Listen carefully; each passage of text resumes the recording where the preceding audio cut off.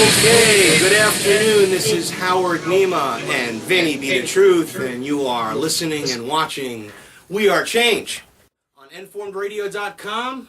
We're also coming to you live streamed at livestream.com/Truth Talk News, UnitedTruthSeekers.com, and Death to the New World Order, D2NWO.com. Good afternoon, Vinny. How was your day? I'm doing good, actually. It's really warm out today for January, actually. Yeah, I think we got a 60-degree day, and we're in the middle of, the beginning of January. It's like 60. That's cool. Unusual, nice, comfortable. So, feeling pretty good today. I've been spending most of the morning stuck on, when we talk about occult meaning, just hidden, it's really occult history that I like studying the most. People like to make the comment, oh, I'm not into politics, To be honest, I'm not really into politics either. Something I am into is occult history, hidden things. The most obvious or the biggest is probably like pyramids. That was one of the first things to pique your interest? Yeah, you see it on money, and you question why is there an Egyptian pyramid, and right away when you think pyramid, an unfinished pyramid. Well, yeah, but not to get into that meaning, but the whole thing with pyramid, we've all been right away. We all think when you hear pyramid, you think Egypt, right? Sure. And why is that? Because you think the only pyramids are really Egypt. Well, that's what they teach in school, and all the little cartoons and the movies, and everything's all and everything's sensationalized towards that, and they got their stories of slaves making this, which again isn't true. Well, then what really surprised me is when I found out about China, and talking about hidden stuff, and we talk about China and what's going on now, but China's history is really a big mystery to me, and China's always something. It's really even harder than like African history is Chinese history to figure out really what was going on there. And when I found out that there was over 200 pyramids and the biggest pyramid in the world in China, I started to really well, what the hell was going on back here in the day? I know it wasn't a bunch of slaves and primitive people just started building all these pyramids. Well, they might have been used for the labor force, right? I mean, if there was I don't know how they could have with rope and vine or anything be pulling these big things. I mean, a lot of these things, off the top of my head, like in Beirut, Lebanon, there's like a 14-ton piece that even today, the best equipment that we have today with our top science can't move some of these things that they move. You talk about Stonehenge. In England, you got these stones that are so big, where those stones aren't found anywhere for I think 200 miles. So think about thousands of years ago, when we're taught this image of caveman with just stone, not really knowing anything.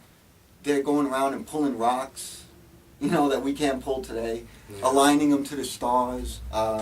Everything is aligned with the stars. That's another thing is, so much of our history is based on the stars, which makes me feel that there's a big connection, and that, there is more than just this, that there probably is life out there. And, I don't know how much about the Zachariah Stitchin thing, because that's the reading, that's his translation of his reading the Sumerian tablets and everything, and I don't know how to read the Sumerian tablets. So, I would just have to take someone's word. But that's why what I like even better than Zachariah Stitchin is archaeology. Let's say if we talk about dinosaurs or something. Now, you got the Bible, which is what people use their information for most of the time. It's got to be in the Bible for a lot of people to believe things. If it's in the Bible, they believe it. And people would get into it. At least I remember growing up, the thing between atheists and religious people was, where's dinosaurs? Dinosaurs aren't in the Bible, And here it is something where if there were no archaeology, it would just be a myth too, basically, to people. It would be like, could you believe lizards this big and everything being so big? And most people would probably look at that as something not believable. But we have actual archaeology, and people could go to museums, and there's so much evidence that now it's accepted. At one point, no matter if it was millions of years ago or whatever, that there were these giant creatures, lizards, yeah. On this planet. So I get into this stuff, and I've gotten into like the most famous, I would say, is like a Michael Cremo.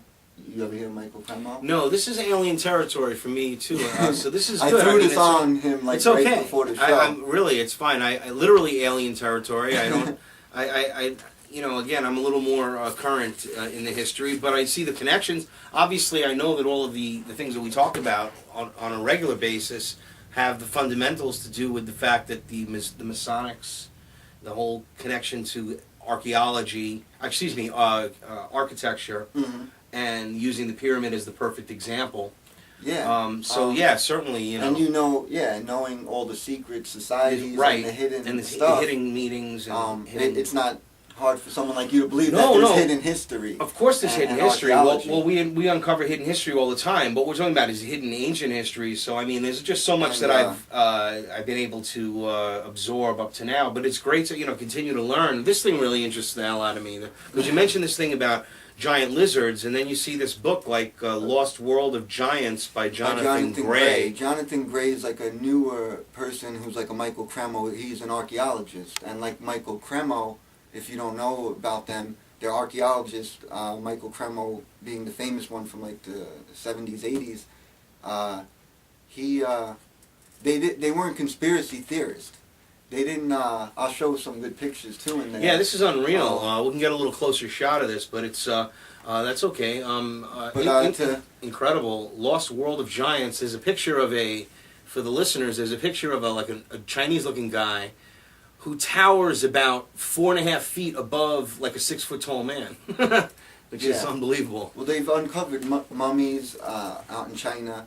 The thing with that too is the reason why China wants to cover up the pyramid thing, when you get into the research of it, or at least where my conclusion is at, is, why would they want to cover up something like this? Well, you find out that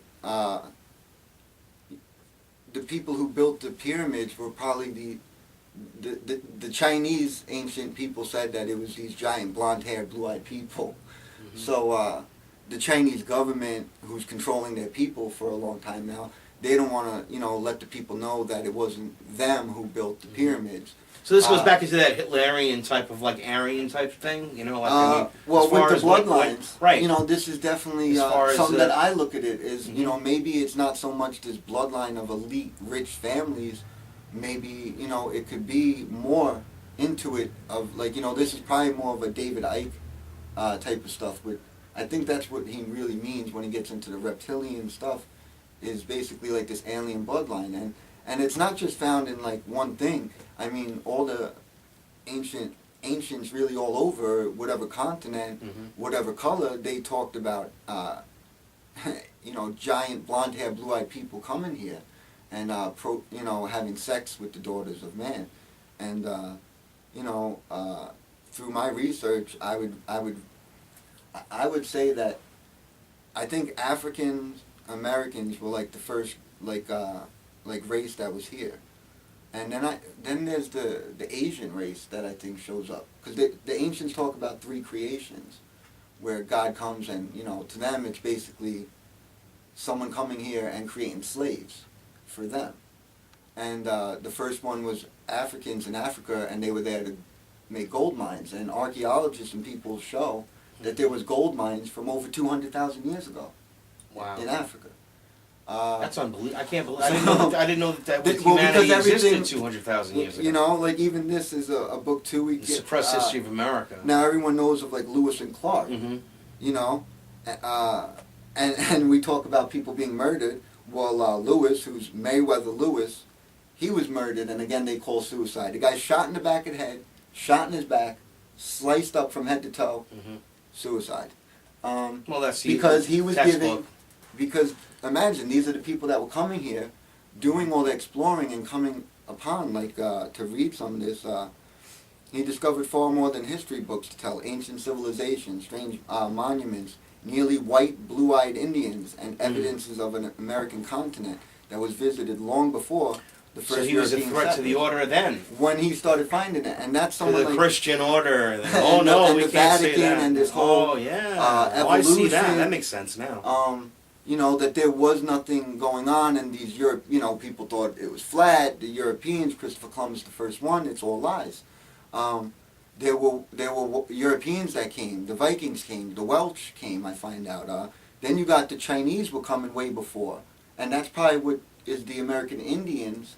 You know, they try to make it like it was the Ice Age. They make it they came over. That's what mainstream historians try to say.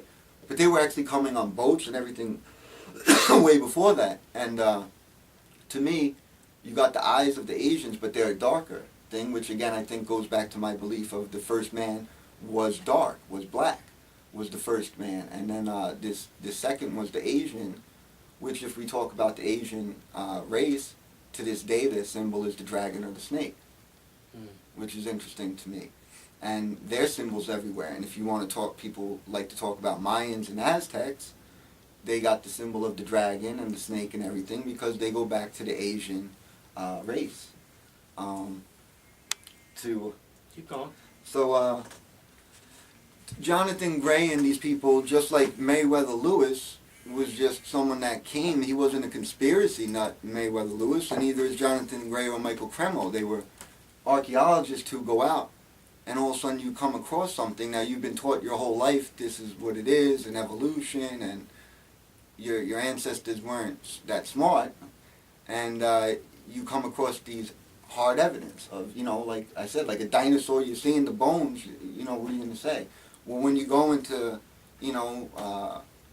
Texas and or Mexico and these places, and you see giant statues of black people. They're black people. There was giant Africans, monuments built. There's so much of a covered up history